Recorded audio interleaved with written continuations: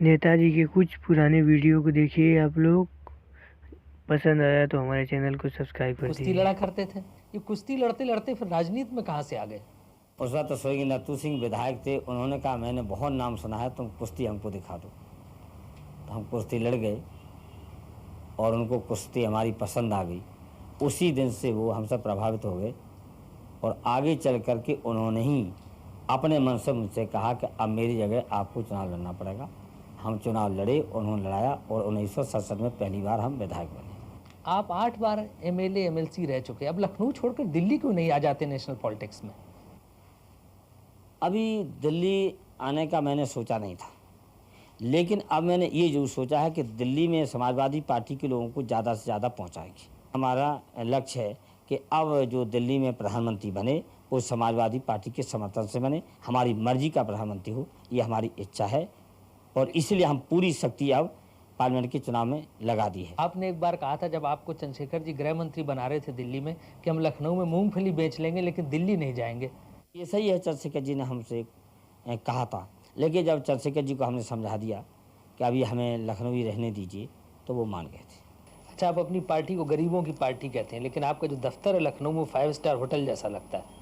अब समाजवाद के माने ये तो नहीं कि गंदगी रखना चाहिए, तो अगर साफ़ सुथरा बना दिया है दफ्तर तो क्या हम उसमें बैठेंगे? वहाँ तो गरीब ही लोग आएंगे, तो गरीबों को भी कभी कभी अच्छी इमारत अगर मिल जाए तो क्या बुरा है।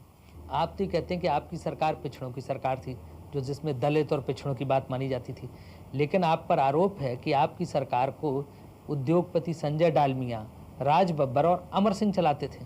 ये पूरी तरह से गलत है। जहाँ तक कि संजय डालमिया का सवाल है, वो हमारी पार्टी के कोषाध्यक्ष भी हैं, राष्ट्रीय पार्टी के, समाजवादी पार्टी के राज्यसभा के सदस्य भी हैं, लेकिन उन्होंने सरकार चलाने में कोई कहीं दखल नहीं दिया। जहाँ तक दूसरा आपने नाम लिया है राज बब्बर का, उन्होंने बेहतर समाजवादी पार्टी को समझा और समाजवादी पार्टी में शामिल हो गए और राज्यसभा के मेंबर भी हैं, तो स्वाभाविक है वो तो हमारी पार्टी के साथियों में से हैं, लेकिन उन्होंने भी सरकार में दखलंदाजी का कोई काम नहीं किया। अगर मान भी लिया जाए कि राज बब्बर और संजय डालमिया का इसमें हाथ था तो क्या गलती थी? जब मुलायम सिंह जी की राजनीतिक मुसीबत का वक्त था, जब बड़े बड़े दिग्गज और महारथी उनका साथ नहीं दे रहे थे, संजय डालमिया ने कंधे से कंधे मिला के उनका साथ दिया। राज बब्बर ने उनकी जनसभाओं में और हर जगह उनके साथ राजनीतिक सहयोग और सहकारिता की बात रखी। आजकल सुना आप अपर कास्ट के लोगों को खुश करने की कोशिश में सभाओं में बैकवर्ड से हाथ उठाते हैं कि अपर कास्ट के लोगों को गाली नहीं देंगे। हमारी साफ राय है और समाजवादी पार्टी की नीति है, अगर हिंदुस्तान की राजनीति करनी है तो सबको लेके चलना है। इसलिए हर सभा में हम कहते हैं कि जो हमारा सहयोगी दल था वो गाली जरूर देता था ऊंची जात को, लेकिन हम उसी समय ऊंची जात का हम सम्मान देते थे और इसलिए बहुत ही शायद मन मन में बहुजन समाज पार्टी लोगों को इस बात से परेशानी थी कि जो मुख्य पोस्ट हैं और की पोस्ट हैं सरकार में वो ऊंची जात के पास क्यों हैं। बीजेपी ने जो आंकड़े निकाले हैं उसमें कहा गया है कि 70% यादवों को आपने पुलिस में भर्ती करवाया। इससे ज़्यादा झूठ कोई हो नहीं सकता कि 70% यादव थे।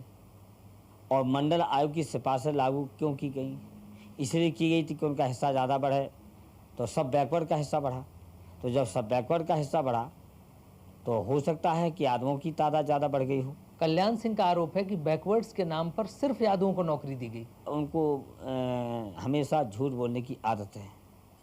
जैसे वो एक जो गरीब जात है या बैकवर्ड जात, उसको भी विभाजित करने के लिए कई बार उन्होंने इस तरह के बयान भी दिए।